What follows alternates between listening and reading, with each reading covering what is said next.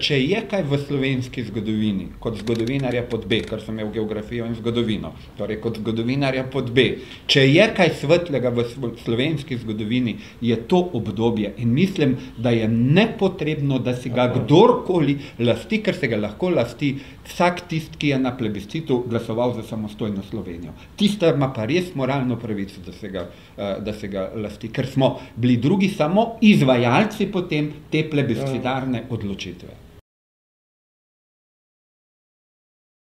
Vem, da takrat, ko se nam je prišla predstavljati nova vlada, smo imeli tako spet malo komično epizodo danes, če to o tem govorimo.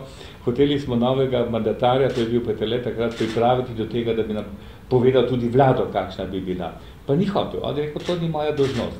In potem smo se dogovorili, da sta šla Dušan Plut in Ivan Oman z njim ven, tako rekoč, da bi se dogovorili, da bi ga prepričala, da to pa le je tudi neke vrste njegova dolžnost, ne, pa ga nista prepričala. Ne. Ampak mi smo se nekako dogovorili, ona dva sta bila kontent s tem, da naj le pove, kako naj te stvari izgledajo, nas zadnje mi škodati nismo mogli z ničimer, ne.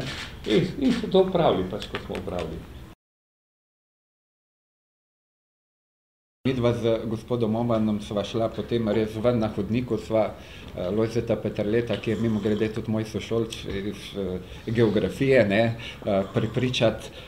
prepričavati, da naj le pove sestavo vlade. No, potem ni pristal, to je res, ampak potem, ko smo pa uradni del predsedstva, seja je bila zaključena, v neuradnem delu predsedstva je pa potem povedal sestavo. Je stresel iz rokava vse člane vlade, ki jih ima predvidene. Ampak neuradno, ne? Neuradno. To so igri, kaj je komično, danes je to skrajno komično, otročje. Jaz se spominjam tega rahlega incidenta in vem, da sem kot starejši možakar malo nestrpen do takih otročarij. Sem rekel, vsi vemo za sestavo vlade. Samo formalno kot mandatar pa dolžan predsedstvu poročati. In on ni hotel. Mislim, je bilo veliko pubertetnosti. Zgodovinske primerjave kažejo, da so ob takih velikih dogodkih, kot je samostojnost, pričakovanja ljudi bistveno prevelika. Ker se idealizira čas naprimer po osamosvojitvi, to se pravi, ko bo Slovenija sama odločala o svoji usodi, nam se bo ta pa cedila med in mleko. Ta pričakovanja so bila po mojem mnenju prevelika in del razočaranja in nezadovoljstva je treba tudi temu pripisati.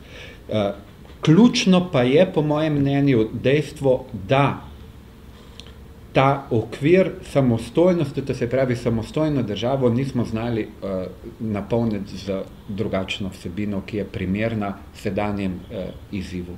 Slovenci smo včasih rekli, da bi bila Slovenija, če bi bila samostojna država, lahko nova Švica. In jaz sem prepričan, da bi bila res lahko, ampak bi se morali pa res tudi obnašati kot Švica, brigati se za svoje brige, ne pa za kakšni Afganistan, Irak in podobne stvari, in riniti prav vse in poskušati biti neka pomembna sila v mednarodnem svetu, pač pa res skrbeti zase, tako kot tudi Švicari skrbijo zase. Ne vem, kaj je šlo narobe, ampak narobe očitno je šlo. Ampak jaz nekako vidim tu nek lok med tem vprašanjem enotnost takrat in neenotnost recimo danes ali posledice te neenotnosti. Bilo že rečeno, mislim, časov se ne da primerjati. Razmer pred 20 leti in danes se ne da primerjati. Jaz mislim, da ni bila samo ena napaka. Napak je več, če jih nekako poskušam našteti, kako jih jaz vidim. Nacionalizacija oziroma denacionalizacija z vračanjem v naravi. Zakon o lastninjenju. Izbrisani. Afere oziroma trgovina z orožjem nikoli razčiščena. Pušča moralne posledice. Pušča posledice na etični podobi tega naroda. Za moj občutek ta trenutek ob 20-letnici temeljno vprašanja slovenske družbe, naroda in države, kar hočeš, streznitev. Ja. Da ne fantaziramo, kaj bi moralo biti, ampak kako se obnašati s tem, kar smo, in se zavedati, kaj smo. Mi ne bomo odločili o vojni Afganistana, kot se domišljajo nekateri. Ampak da najdemo svoj status v tem realnem prostoru Evrope, v tem geografskem prostoru, s takšnim sosedstvom, ki jih imamo, ki je tekmovalno, na ravni demokratičnih norm tekmovalno, izločevalno, da ne bomo zmeraj samo podizvajalci.